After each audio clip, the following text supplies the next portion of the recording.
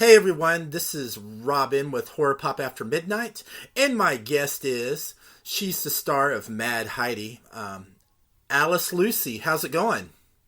It's going good, thank you. How you doing, Robin? Pretty good. Thank you for coming on this weekend.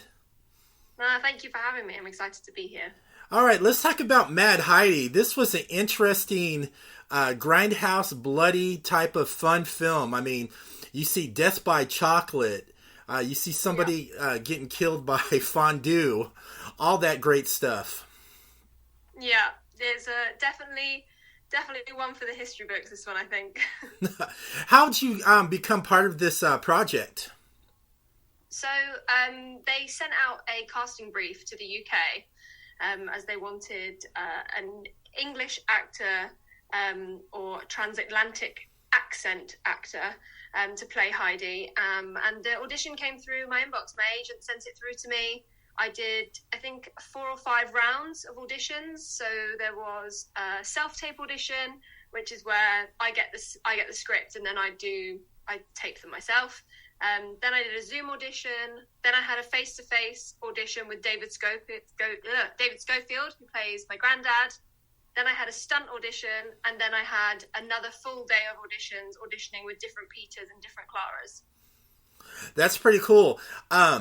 You were more like a action hero / final girl, and you can tell you were having fun filming that film, and you can also tell you loved getting bloody. Yeah, it was a blast. I mean, I'm a martial artist myself. I trained in Taekwondo from the ages of 11 to 19, relatively full time. So actually being able to use those skills and growing up, you know, I've said before, Sarah Connor, the Sarah Connor Chronicles is one of my big inspirations for this film, and all the action films with leading ladies in have been massive inspirations to me. So I was just buzzing to be able to play a character like Heidi.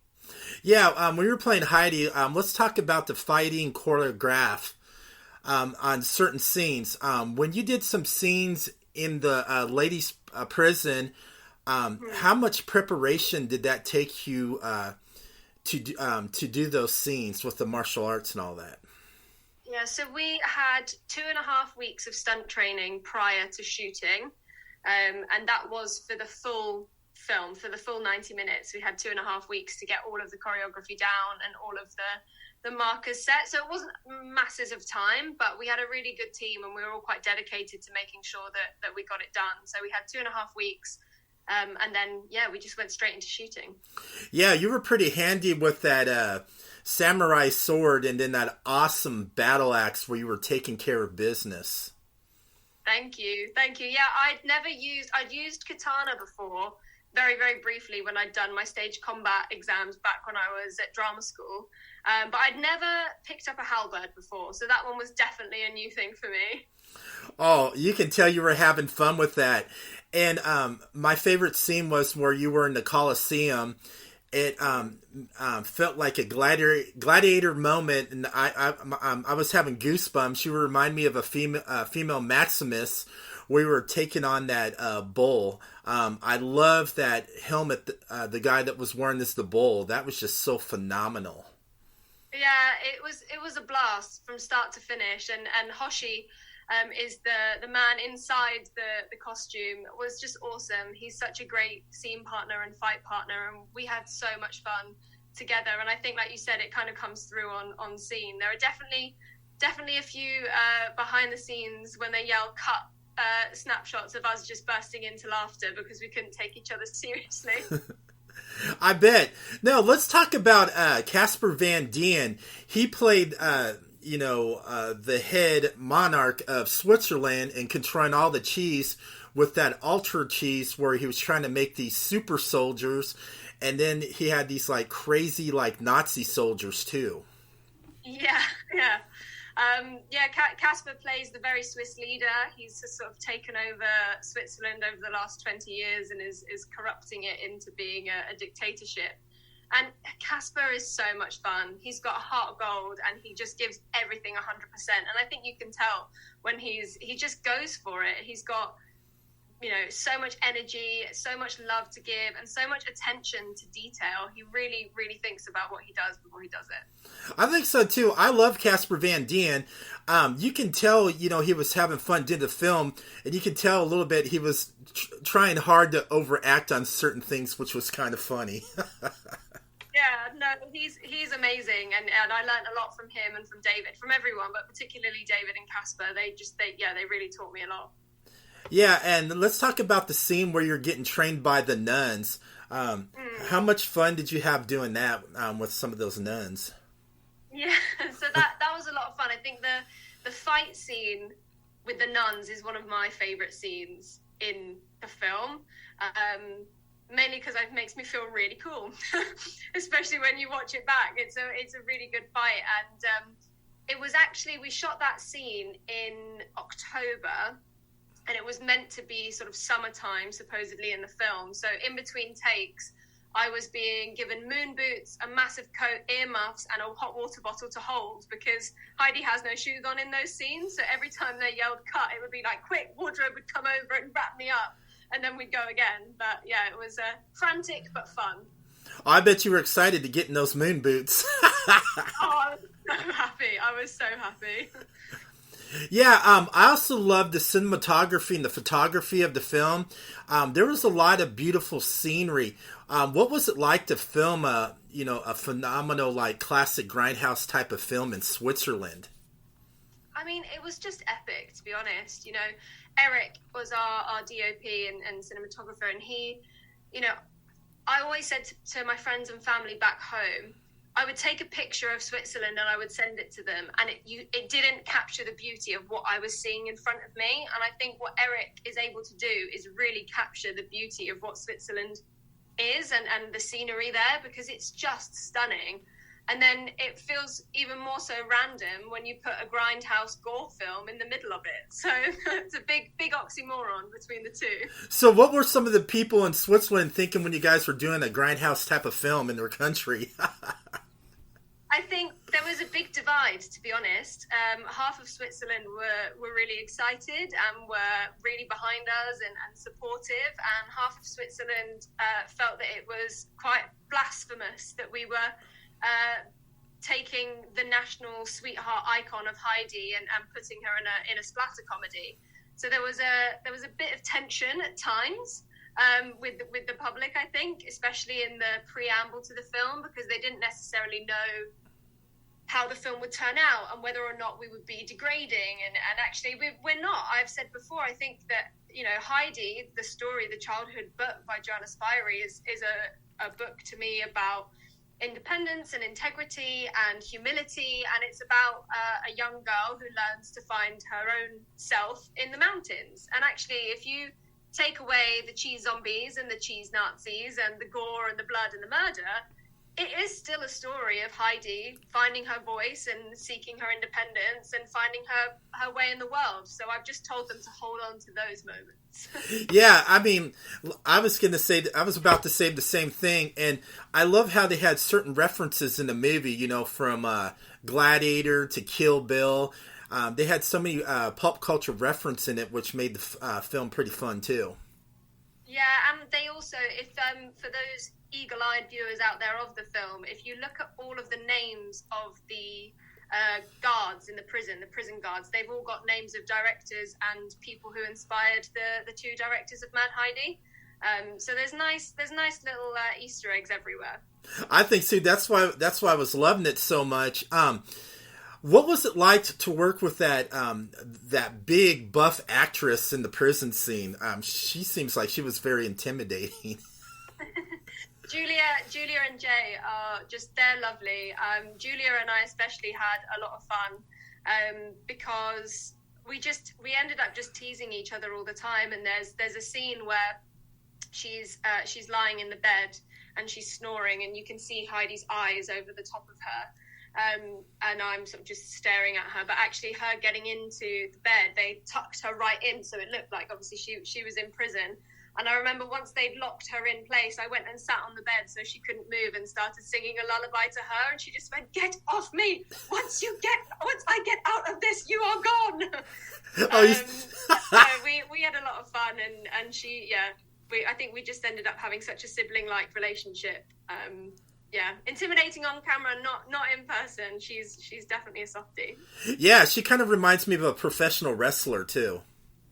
Yeah, well, she's a professional bodybuilder and very successful bodybuilder in Switzerland, and she's won competitions in America as well, and she's regularly over there competing. So yeah, she's also won a couple of awards for acting in Switzerland now as well, and she's doing both right now. She's smashing it.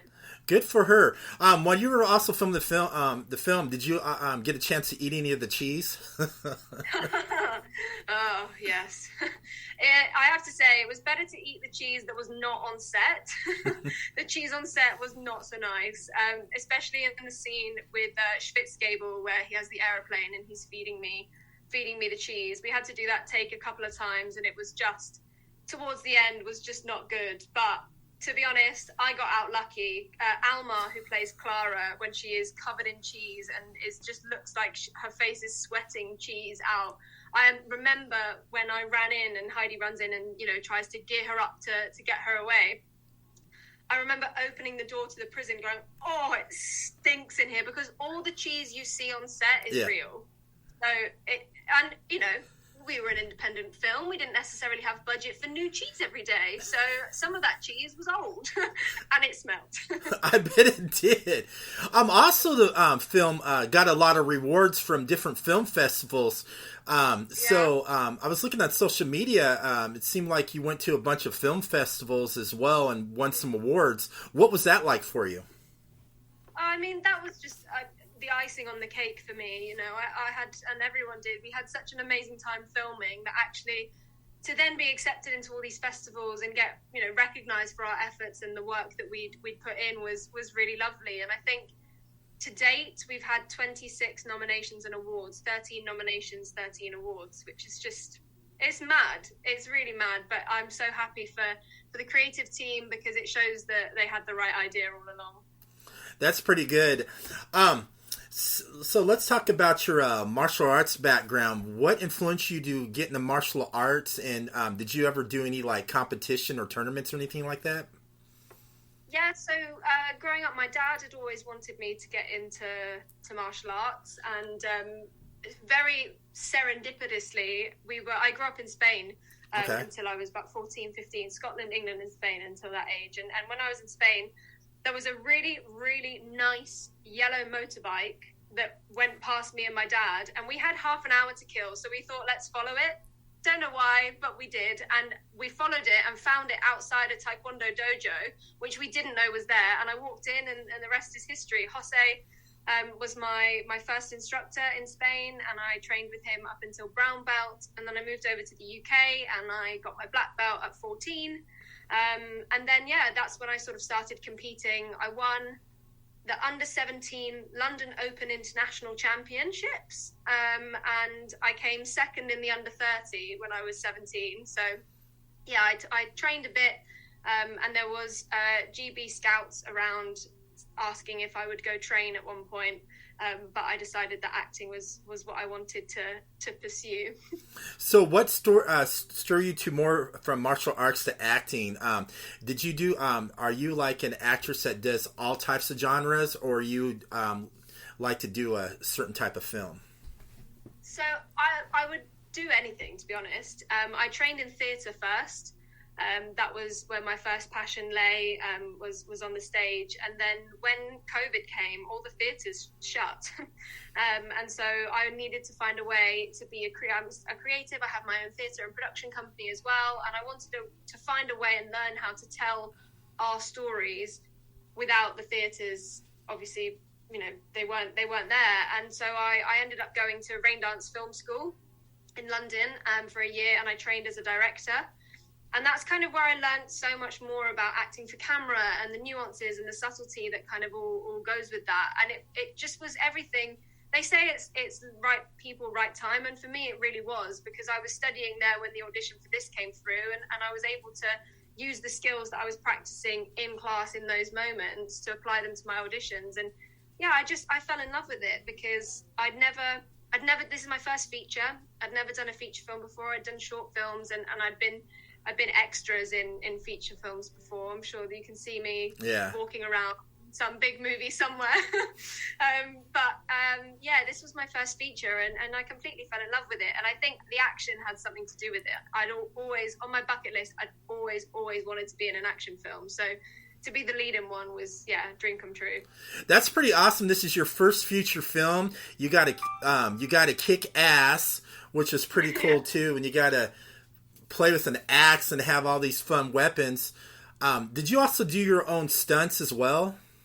Yeah, so I did all my own stunts in Heidi, which again, massive learning curve and learning experience. And I was just so lucky that the stunt team were really there to fight my corner. And if something was maybe a bit too dangerous or a bit above my skill grade at that time, then we would change it, and we would find a way around it, either with a camera angle or with changing the move completely. So yeah, I was really lucky that they were supportive and didn't just throw me to the wolves and say, well, if you break something, it's fine.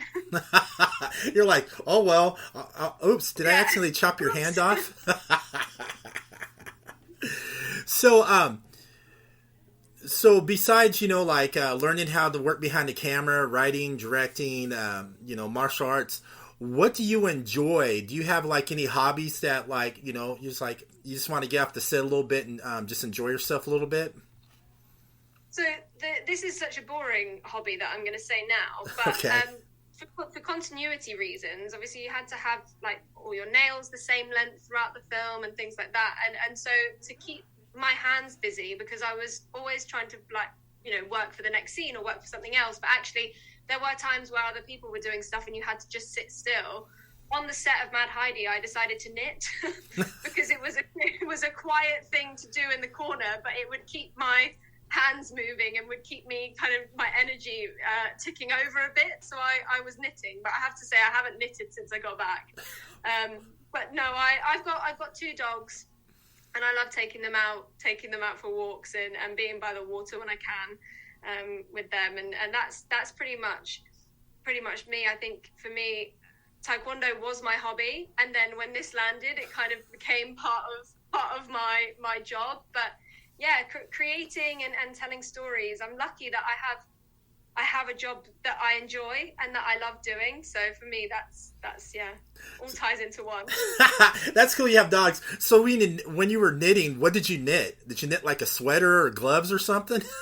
No, I don't know how to do knitting other than the motion of knitting. So I just knit a really long blue piece of yarn, and that was it. It was literally nothing at all. It was just to get the motions when we were off set. But no, it was great because, I didn't have many down days when we were filming, because we had 28 days of filming and I was in 26 of the 28 days. So there weren't many pit stops, but it was just great to be able to hop on a train and explore different parts of Switzerland and go and see what was out there.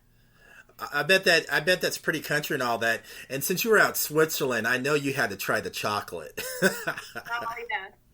Yeah, it was so good. I have to say, Toblerone is still my favorite. It's definitely still my favorite of the Swiss chocolates. But yeah, it's an amazing country, and the cheese, the fondue, and the raclette offset. 10 out of 10. That's funny. So are you big into horror films too? Do you love horror? Not so much horror.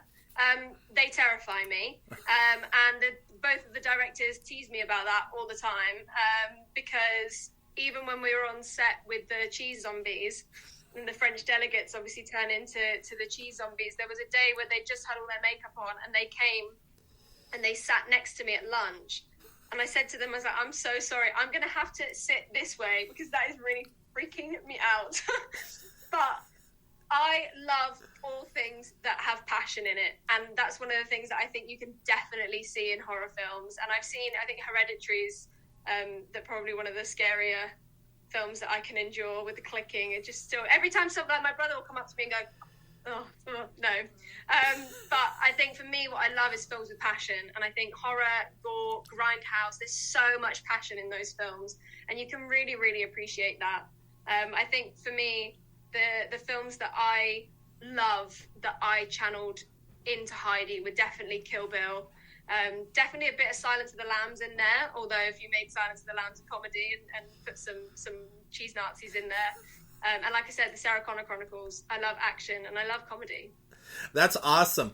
Let's talk about the ending of the film. I'm not going to spoil it for anybody that's never seen it. I just want to tell you that ending was like a curveball twist. I didn't even see that coming, and it was just phenomenal. I just love the ending of the film. Oh, awesome! Thank you so much. Yeah, they worked really hard. The ending changed a few times over the course, even of shooting.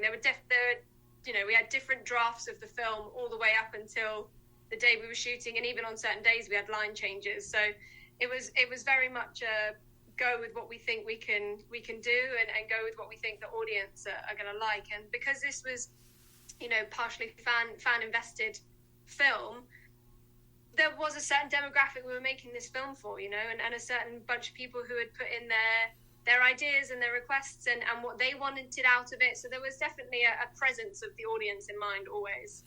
So do you think there will ever be another adventure for Mad Heidi?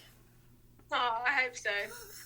She's only just getting started. I always say that for me, Mad Heidi 1 is where they establish the world that she's in and the characters that could appear, and then Mad Heidi 2 will be where it gets really, really good.